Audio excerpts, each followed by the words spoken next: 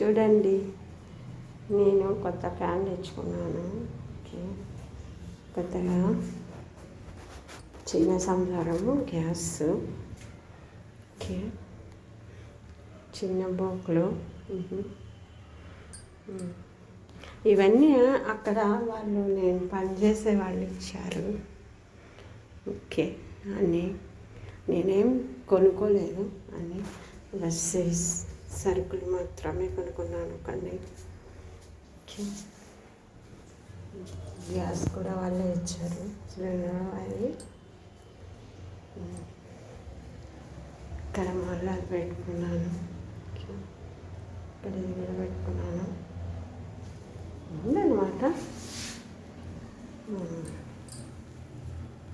అది మండి సర్పు బయట కూడా ఉంటానండి.